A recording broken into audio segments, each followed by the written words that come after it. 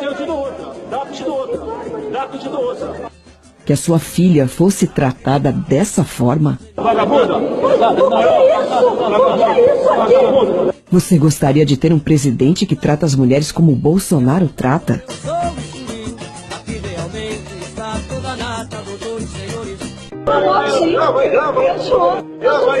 Grava aí que eu sou estuprador. Eu sou estuprador agora. Olha, jamais estuprar você que você não merece. Uma mulher tem o direito de chamar um homem de estuprador, mesmo sabendo que ele não é? E se fosse seu marido ou filho?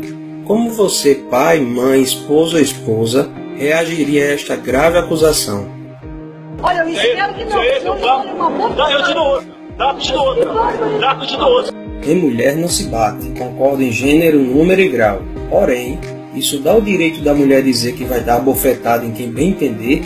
Bolsonaro não foi o único. A diferença é que o outro correu. Veja. Sai daqui! Sai daqui! Sai daqui! Canalha! Canalha! Sai daqui que eu me escofeteio! Seu canalha! Podre! Apareça aqui que eu me escofeteio! Dá que eu te dou outra. Dá que eu te dou outra. Dá que eu te dou outra. Mas o que é isso? Você me chamou de estuprador? Você me chamou de estuprador? Eu vou moral. Tá, vagabunda. Após ser chamado de estuprador e desequilibrado por 4 vezes, Bolsonaro devolve chamando-a de vagabunda. Na mídia só mostram a parte final. O que será? Perceba quem é desequilibrado e, claro, sempre vitimista. O que é isso aqui? Desequilibrado! O que é isso, desequilibrado? Mas o que é isso? Mas o que é isso? Mas o que é isso? Bolsonaro fez uma grave acusação. Ele disse: a sua família que é de estuprador de menores. Perceberam? Será que foi uma calúnia dele?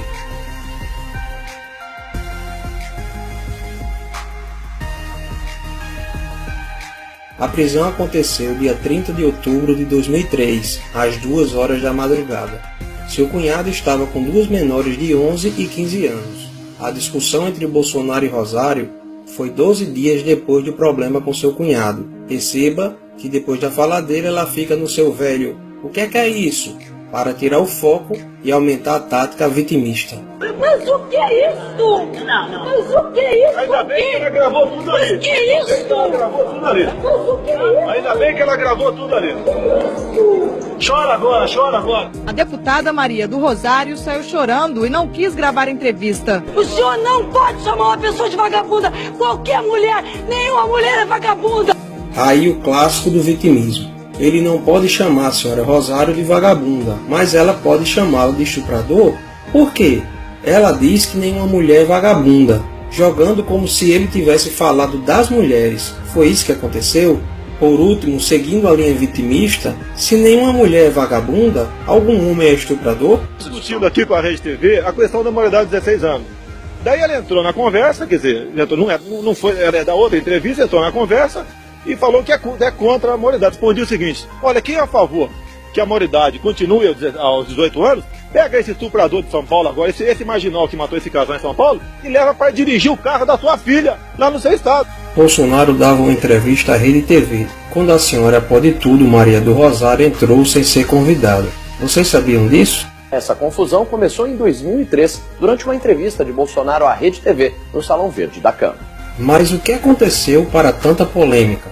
Terminou de forma trágica o passeio dos namorados em São Paulo. Eles foram assassinados. O corpo de Liana foi encontrado próximo a um riacho neste matagal, um lugar de difícil acesso no município de Embu Guaçu, na Grande São Paulo.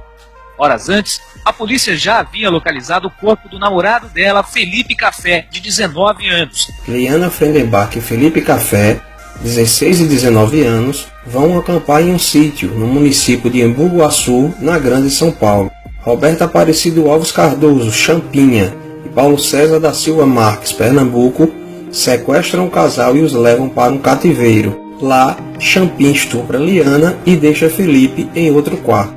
Enquanto Champinha continuava seus estupros, Pernambuco levou Felipe para um local distante e o matou com um tiro na nuca. Um jovem de 19 anos, brutalmente assassinado. Você gostaria que seu filho fosse tratado assim? Nestes 3 dias, já com o namorado morto, Liana continuou a ser estuprada por Champinha em Pernambuco. que, não satisfeitos, ofereceram a jovem para mais 3 amigos, ou seja, foram 5 dias sendo estuprada por 5 homens diferentes. Sabendo da aproximação da polícia, Champinha mata Liana com golpes de peixeira no pescoço e nas costas. Ainda tentou degolar Liana. Como não conseguiu, bateu com o lado contrário da peixeira na sua cabeça, o que causou traumatismo craniano. Uma jovem de 16 anos, estuprada por 5 dias por 5 homens e morta a facadas. Você gostaria que tratasse sua filha ou esposa assim?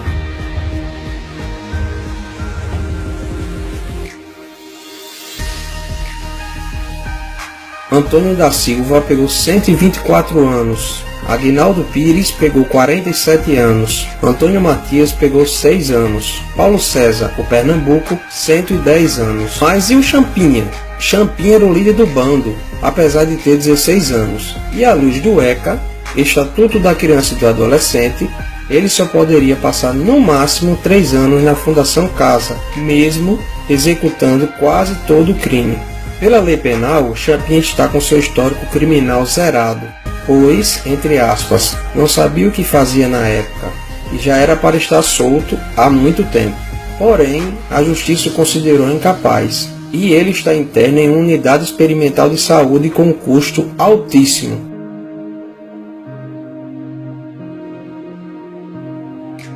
R$ 32.500 por cada interno. Adivinha só quem é esse ótimo gestor dos recursos públicos no dia da reportagem? Senhor Geraldo Alckmin, o mesmo que fez a propaganda eleitoral seletiva usando a imagem de Dona Rosário. Bolsonaro propôs a redução da maioridade penal para 16 anos, em caso de crime hediondo, como estupro e estupro de vulnerável. Já a superfeminista Dona Rosário alegou que Champinha era inimputável penalmente, o que é verdade, mas não a impede de ser alterada. Porém, o mais difícil de ouvir é essa senhora falar que Champinha ainda era uma criança e não sabia o que estava fazendo.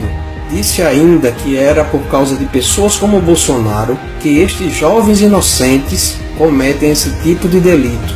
E, depois de toda esta confusão, Bolsonaro responde na justiça por apologia ao estupro. Então este foi o contexto da discussão.